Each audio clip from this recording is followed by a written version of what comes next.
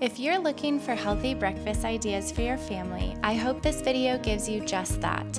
These are the breakfast meals I prepared for my family of 6 this past week. I love to stick with the tried and true meals for my family, but I also have fun trying new things and playing around with different recipes and ingredients to change things up for us a bit. Between our favorite smoothie bowls, some of our go-to breakfasts with fresh milled flour, and 2 different ways we tend to serve eggs, I hope you feel motivated and inspired to try a few for you and your family. Welcome into my kitchen. Let's go ahead and get started. To start off the week, we had smoothie bowls. This is a fun and super easy breakfast that my kids get really excited about. Into the Vitamix, I'm adding some plain yogurt, frozen blackberries, frozen blueberries, and some frozen cherries. I add about a 1/4 cup of hemp seeds and about a 1/4 cup of chia seeds. For an added bit of protein and flavor, I'm adding some almond butter, probably about 1/3 cup. Then for just a bit more sweetness, I'm adding 2 dropperfuls of stevia. You want this to be thick, so make sure you have a tamper to help the ingredients mix thoroughly.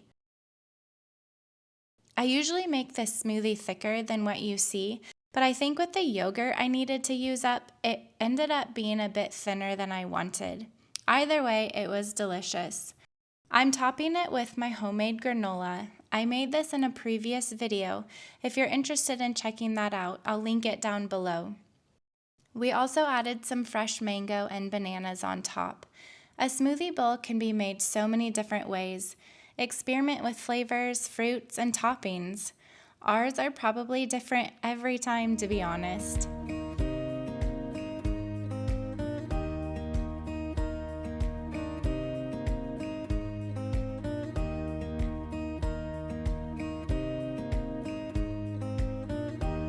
Next, we are making cream of wheat with fresh milled flour. Into a saucepan, I'm adding 3 cups of water and 3 cups of milk.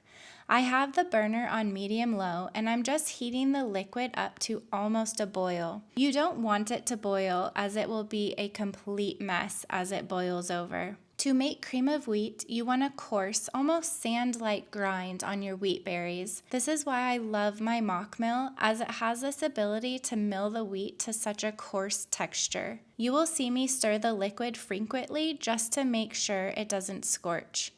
Once the liquid is just about to its boiling point, slowly add in 1.5 cups of the wheat while whisking it. This just helps it not to clump.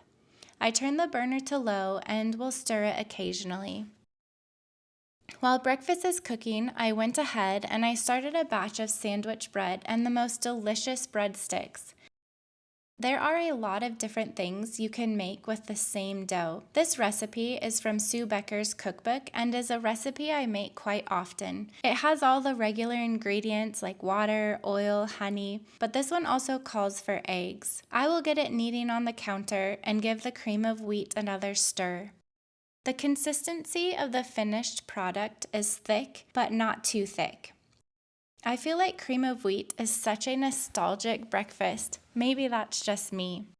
We serve it with butter, maple syrup, frozen blueberries, and cream. I love how comforting this breakfast is, but the best part is the amazing benefits from the whole grains. My kids are filled, energized, and have received all the vitamins and nutrients from the whole grains.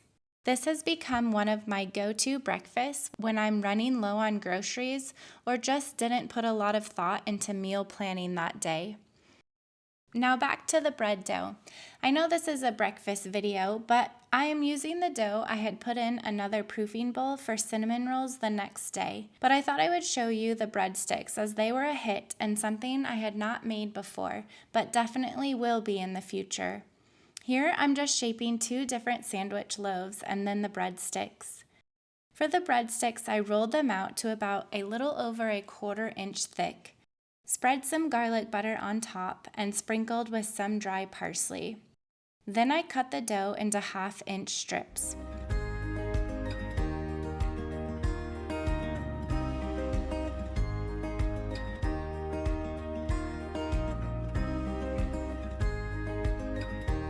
You want to take 2 strips together, pinch the top together, and twist them and pinch the end together. I let them rise until puffy, probably about 20 minutes or so, and baked them in a 350-degree oven for about 17 to 20 minutes.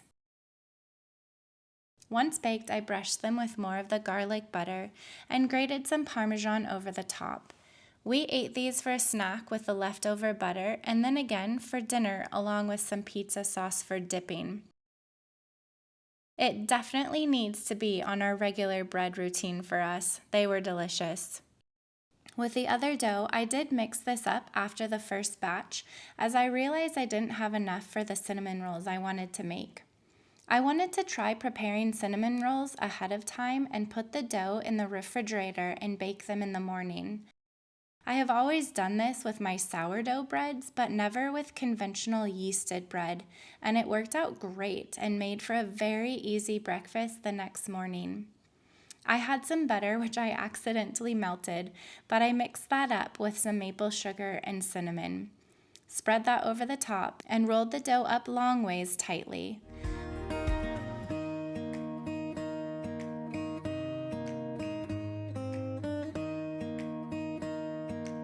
I know some will use thread to cut their cinnamon rolls, but I just use my bench scraper and eyeball it into thirds and then cut little slices. I put these into a pan, covered them with plastic wrap, and stuck it in the refrigerator overnight. In the morning, I pulled them out and let them sit on the counter for about 45 minutes or so and baked in a 350-degree oven, and they turned out wonderful.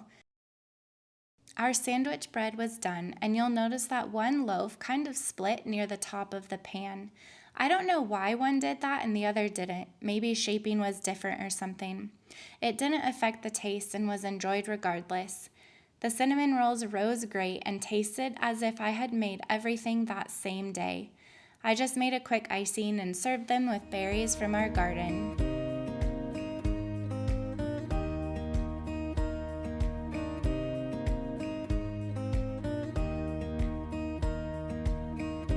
I just have to show you some of the flowers we're getting in our garden and our yard. It's so fun to put different bouquets together. I use herbs, sometimes even wild grasses, even crabapple branches to throw something together. I only wish they would last forever inside. The next morning, I'm making waffles with fresh milled flour. I'm going to serve it with a berry syrup, which is very simple to make. I just add some frozen berries to a saucepan and maple syrup. Cook it on low while you are preparing the waffles. I am following Kara Britch's waffle recipe, but changing it a little bit. I've always separated the egg whites for waffles. Her recipe doesn't call for this, but I'm going to still whip mine up. I think it adds a great crispy airiness to the waffles that we really like. I just mix them up to stiff peaks.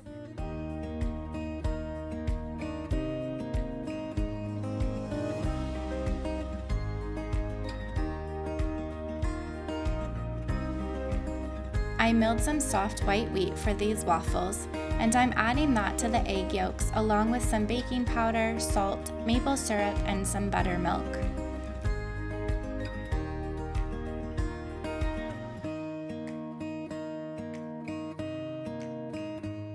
For the buttermilk, I have had this powdered buttermilk from Azure Standard for a while, and I use it a lot. It comes in handy. It's great and easy to mix up.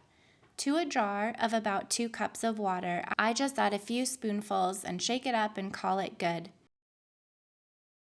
Add that along with some oil to the bowl and mix it up. With the egg whites, I use a spatula and just gently fold them in.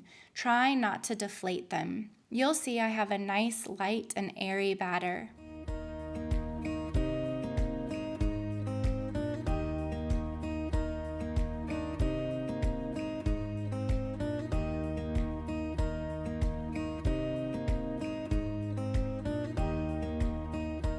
While the waffle iron is cooking the batter, I use my immersion blender to blend up the berry syrup.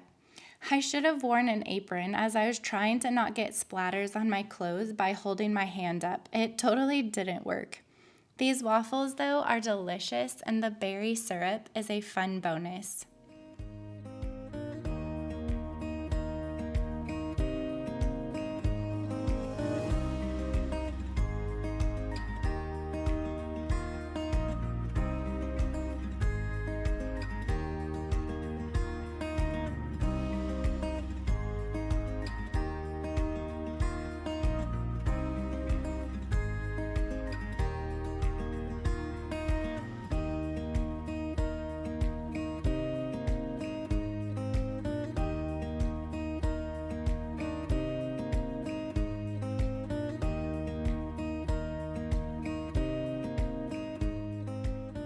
The next breakfast for the week was what we call restaurant eggs. Here I have some blueberry oat muffins I had made last week and ended up freezing them, so I pulled those out and am letting them thaw on the counter. We'll serve the eggs with honeydew melon and some bacon. If you haven't ever cooked bacon in the oven, you need to try it. It's mess-free and so easy. I just bake it at 425 degrees for about 20 minutes or until your desired doneness. With restaurant eggs, I like to whip them up a lot to get a lot of air in them. Then I add salt and pepper and cook them in a pan with butter.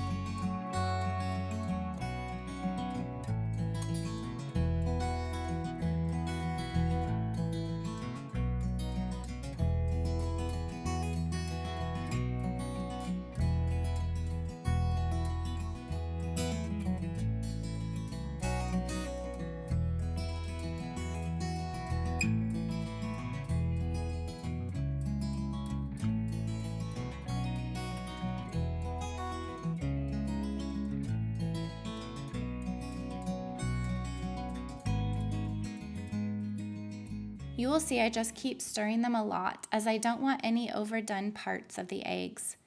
Once they are near cooked to our liking, I take them off and let them cook the rest of the way while I serve up the other items for today's meal.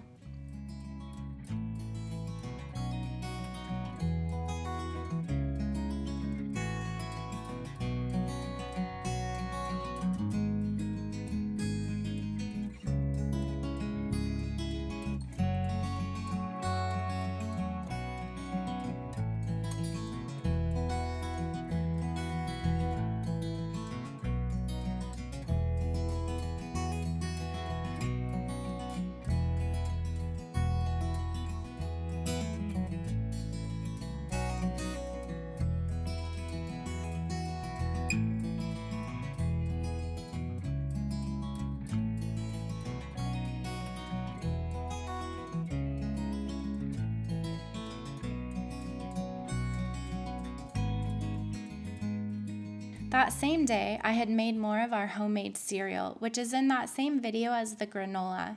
However, this time I added these corn flakes. This was a special treat as these corn flakes aren't cheap, but because of a recent sale, I bought a couple bags and added them to a new batch of cereal. I feel like it was a dupe of Honey Bunches of Oats. It has definitely been enjoyed. For this last breakfast of the week, I made egg cups. We do this a lot and can have a lot of different additions. For this day, I whisked up some eggs with salt and pepper.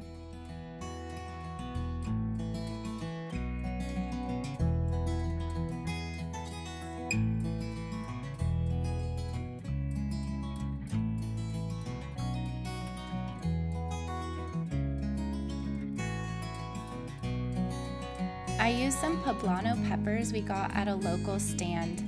I just scraped off some of the charred skin and chopped them up.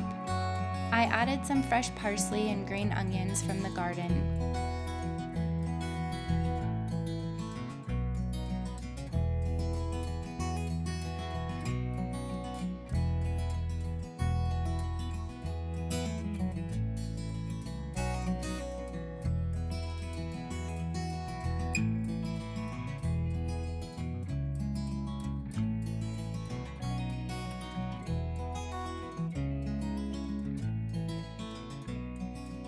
I like using these dehydrated Idaho Spuds potatoes from Costco. I just rehydrate them and spoon some into each muffin tin. It makes for a really quick and easy filling. I very messily added all of the toppings and some cheddar cheese on top and then tried to clean it up a bit before I put the egg mixture in it. With these, you only want to add a little egg mixture. It might feel like you are barely adding anything, but you will see that even the little amount I am adding, I had a few overflow after baking. So just pour a little bit and it should sink to the bottom, and then you can add more if needed. I bake these at 400 degrees for about 15 to 20 minutes, but I check on them to see if they are done before that time. I get these mangoes from Costco and use them for fresh eating or recently some awesome mango salsas. They can sometimes be complicated to cut, so I thought I'd show you the process. I start at the stem and go all the way around. Then staying as close to the skin as I can, I cut the skin off. To cut the fruit off, I try and cut along the pit and get as much of the fruit off. You can feel the pit, so try and guide your knife along that. Then obviously I just chop it up and serve it. We have a lot of beautiful fresh tomatoes from the garden right now, so I cut those up and served them with some avocado, salt, and pepper.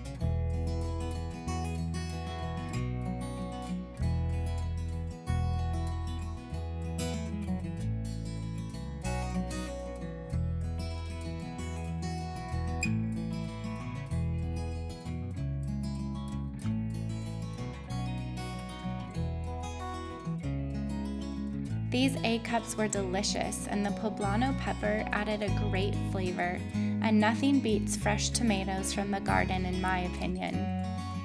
Well, that concludes our week of breakfast meals. I hope you found it helpful. Thank you so much for watching, and if this is something you have enjoyed, please like and subscribe, and I'll see you next time.